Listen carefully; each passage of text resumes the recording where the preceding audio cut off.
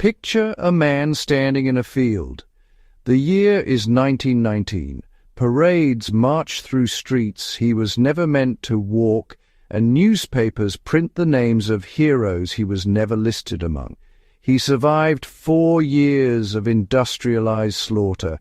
He learned to build shelter from mud in pitch dark, to filter water through charcoal and canvas, to vanish into a landscape that wanted him dead. And now he stands empty-handed, wondering if any of it ever happened. This is the story history forgot. These soldiers, African, Polish, Indian, Senegalese, Maori, were not just fighters. They were survival experts. And today on Fieldcraft Chronicles, we are bringing their knowledge back. Section 1. Building shelter from nothing. Trench shelter was never comfortable, but it was survival. Soldiers learned to read soil the way a geologist reads stone. Clay-heavy ground held under shell fire, but flooded after rain. Chalk drained well, but collapsed without dense timber framing. West African soldiers, Indian sepoys, and Maori fighters brought centuries of communal building knowledge into those trenches. One technique that emerged across multiple fronts used corrugated metal sheets arched over a shallow scrape buried under packed earth and sandbags. The arch distributed blast force rather than collapsing inward, applied compression physics discovered by necessity.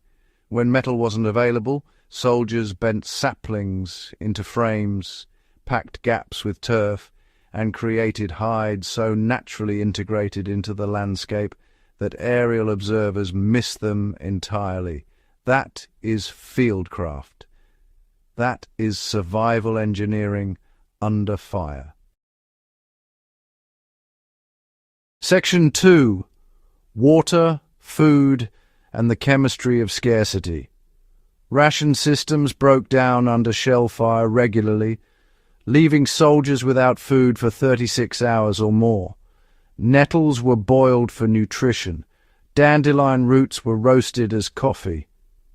North and West African soldiers, whose cultures carried deep traditions of identifying edible plants, found nutritional value in vegetation European quartermasters dismissed entirely. Water was the greater daily crisis. Shell craters filled with standing water, contaminated by decomposing matter and chemical weapon residue. Soldiers filtered it through layered canvas, charcoal scraped from fire remains, and fine soil. Not clean water by any clinical standard, but survivable water. In that theatre, the distinction between immediately deadly and survivable was the only one that mattered. Section 3. Camouflage and hygiene as survival. Before camouflage became military doctrine, it was, well, simply a hunter's instinct. Senegalese, Algerian and Moroccan soldiers instinctively broke up their silhouette, moved with the background noise and used the terrain to absorb rather than reflect their presence. A well-constructed sniper hide could take 3 to 4 hours to build and age. Vegetation was always gathered from the immediate surroundings, not even 20 meters away, because plant coloration could vary enough across short distances to betray a position. Hygiene, honestly, carried the same survival weight.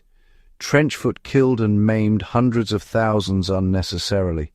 The men who avoided it the longest rotated 2 pairs of socks, rubbed their feet with animal fat each morning, and understood that dry feet at night mattered more than warm feet during the day.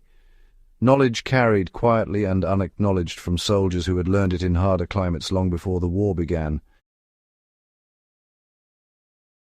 The lesson that never expires.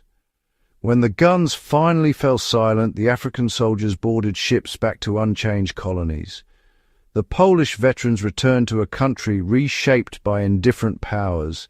The Indian soldiers went home to a Raj that still did not count them as citizens. But the knowledge they carried did not disappear. Shelter is about reading the soil before you drive a post. Water discipline begins before you are thirsty. Camouflage is environmental understanding, not just face paint. Morale is a resource as finite as ammunition, maintained through those small rituals of dignity, performed consistently under pressure. These are not lessons from a history book. They are fieldcraft. They are alive. The soldiers who fought for Europe and got nothing in return gave us something nonetheless, a hard-won manual for human resilience. The least we can do is learn it. If this episode reached something in you, that instinct for self-reliance, that respect for history's forgotten voices, then you are exactly who this channel is built for. Subscribe to Fieldcraft Chronicles. Share this video with someone who loves history, values preparedness, or just wants to understand the deeper human story behind survival skills. The best way to honor the forgotten soldiers of the Great War is to keep their knowledge alive.